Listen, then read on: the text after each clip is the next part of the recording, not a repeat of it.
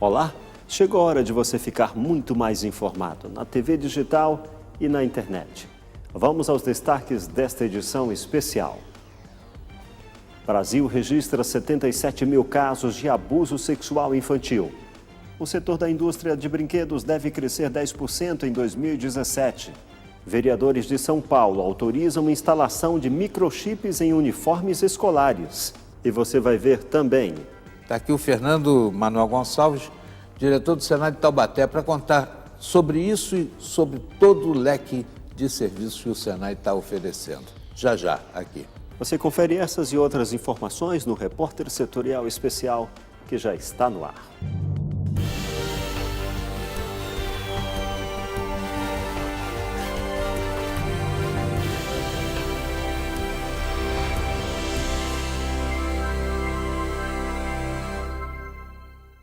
Seja muito bem-vindo, este é o Repórter Setorial na TV digital e na web. Toda criança deve ser tratada com carinho e respeito, mas infelizmente os números envolvendo violações de direitos da criança e do adolescente não mostram isso. Em 2016, o Brasil registrou mais de 77 mil casos de abuso sexual contra crianças. O abuso sexual de crianças e adolescentes e a violência doméstica são temas atualmente bem divulgados e discutidos em nossa sociedade.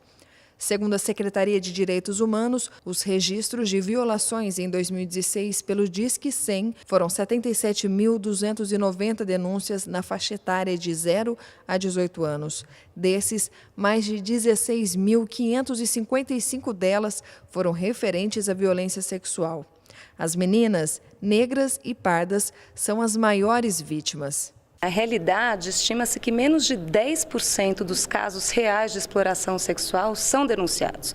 Então, o que a gente busca é, sim, o aumento das denúncias para dar visibilidade a um problema tão grave e que precisa ser enfrentado e combatido, não só através de denúncias, mas através também da apuração dos casos e da mobilização de toda a rede, de toda a sociedade para a proteção dos direitos da criança e do adolescente. Além do Disque 100, que funciona 24 horas por dia, o governo tem um aplicativo que traz endereços de conselhos tutelares espalhados pelo país que queira denunciar. Hoje nós contamos com a ouvidoria online, com o Clique 100, que são canais disponíveis na internet para pessoas que ou observam violações na internet, como pornografia infantil, vídeos que circulam com crianças sendo exploradas, ou até mesmo se o cidadão não quiser entrar em contato pelo telefone, ele preenche o formulário. E além disso, mais recente lançado o aplicativo Proteja Brasil, que também traz orientações, mas disponibiliza a possibilidade da pessoa denunciar e encaminhar a denúncia. De acordo com a delegada,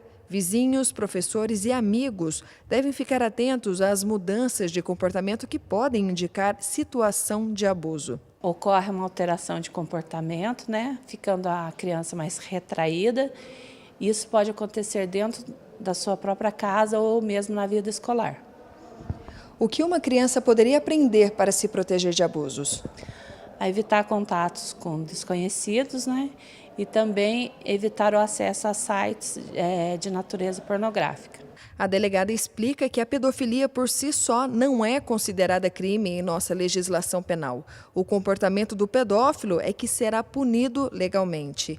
E diz também que os autores de crime contra crianças e adolescentes são geralmente pessoas que têm muito contato com as vítimas. E há uma pena. Para quem pratica o delito de estupro de vulnerável, a pena vai de 8 a 15 anos de reclusão. Como associar o tema sexualidade infantil com abuso? A sexualidade infantil é uma coisa que vem desde o nascimento e se estende para o resto da vida.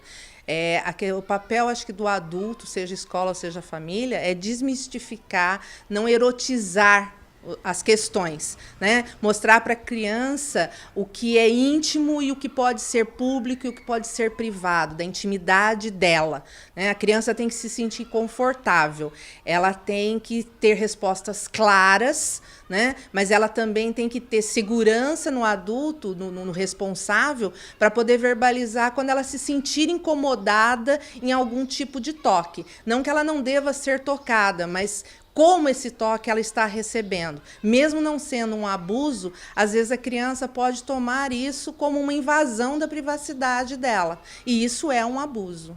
como a escola pode contribuir sobre este tema? O papel da escola é justamente, dentro da escola, trabalhar essa questão com a criança de uma maneira mais natural possível. Então, fazer esse papel que a família também deve fazer. Então, a gente, principalmente, procura o quê? Quando a criança sinaliza alguma situação, a gente chama as famílias, conversa, porque as famílias têm muita dúvida de como tratar este assunto com a criança. Às vezes o assunto ele é tão natural que para as famílias ainda existe algum tabu. Então, a gente tenta desmistificar esse tabu. A criança merece ter a resposta, merece ser entendida nas suas etapas de desenvolvimento. A orientação que psicólogos e conselheiros tutelares dão é o seguinte: se for segredo, está errado. Quebre o silêncio. Denuncie. A Secretaria de Direitos Humanos, o Disque 100, liga para o conselheiro que está no plantão assim que eles recebem a denúncia. Essa denúncia é enviada por e-mail, que é repassado para os conselheiros. A partir daí a gente faz uma apuração dessas denúncias, visitando a família, chamando essas famílias até o conselho para apurar se é verdade ou não. A partir daí a gente averigua a denúncia, caso sendo verdade, procedendo essa denúncia, a gente aplica as medidas protetivas. Para algumas pessoas, a praia é um excelente lugar para descansar e aproveitar o dia. Mas para a natureza, esse pode ser o local de onde vem uma das principais causas da morte dos animais que vivem no litoral: o lixo deixado pelos banhistas. Basta o clima ficar mais quente para que os apaixonados por praia cheguem ao litoral com o objetivo de dar uma boa relaxada e pegar aquela marquinha de sol. O problema é que as marcas deixadas por alguns visitantes na praia nem sempre são bonitas. É nessa paisagem bonita que muitos perigos ficam escondidos entre o lixo deixado pelos banhistas. O descuido pode comprometer a saúde humana e diminuir o tempo de vida de muitos animais. A dermatologista Karine Okamoto explica que quando alguém entra em contato com uma praia contaminada por lixo, algumas doenças podem acabar tirando o sossego. O paciente, quando em contato com a água contaminada por bactérias, pode desenvolver infecções do tipo piodermite, pode necessitar de um antibiótico sistêmico, via oral e até às vezes internação hospitalar. Além disso, o lixo tem causado impactos irreversíveis em ecossistemas marinhos. Muitos animais acabam confundindo o lixo com o alimento e, com isso, sofrem um bloqueio no sistema digestivo que pode levar à morte. Bruno Almir é um dos gestores do projeto Tamar, que faz o resgate de tartarugas nessas condições. Ele explica que a quantidade de lixo expelido por esses animais é impressionante. Todo esse material descartado aqui, ele foi coletado de dentro de tartarugas que vieram para tratamento.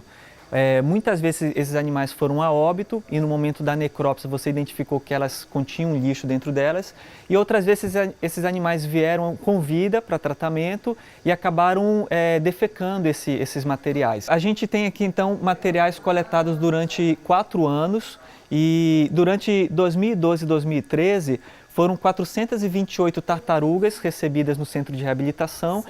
Destas, 181 continham lixo. Cerca de 42% dos animais que vieram para a reabilitação durante esses anos apresentaram lixo dentro do trato digestório.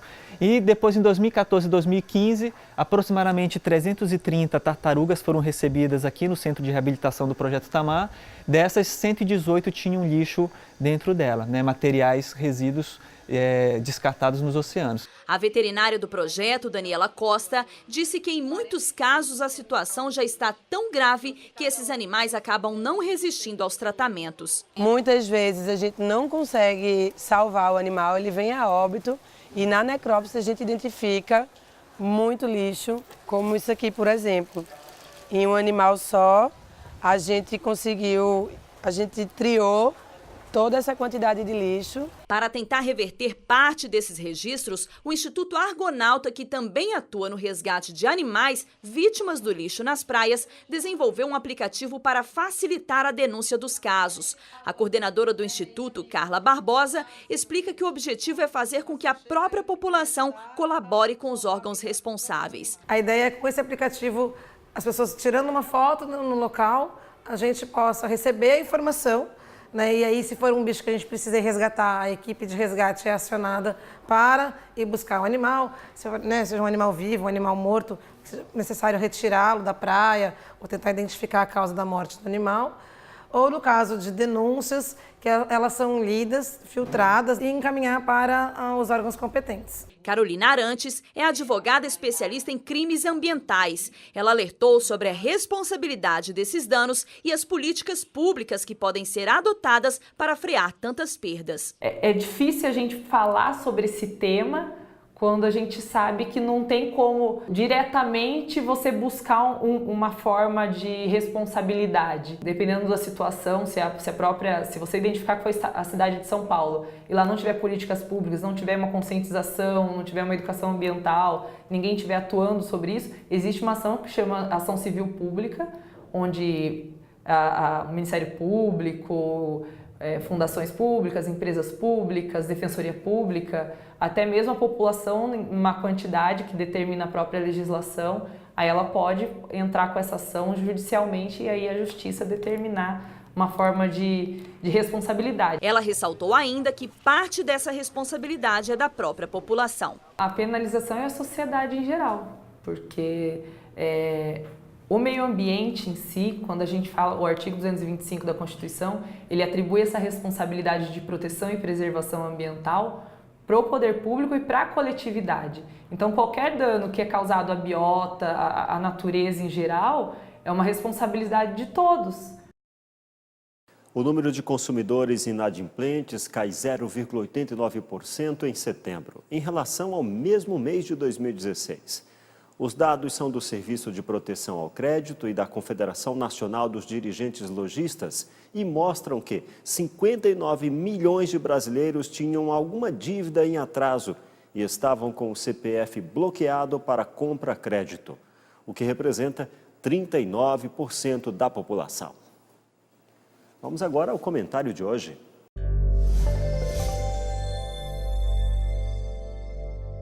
Amigos, daqui a exato 30 dias entram em vigor as mudanças que foram introduzidas na legislação trabalhista. E vai acabar essa história de almoço alongado, né? O almoço vai ter que acontecer em 30 minutos e a jornada vai aumentar para 12 horas. É uma situação que deve afetar aí o trabalhador. Uns dizem, pelo lado dos empresários, que essas mudanças vão favorecer a empregabilidade. Outros acham que seria a volta ao trabalho escravo. O tempo dirá.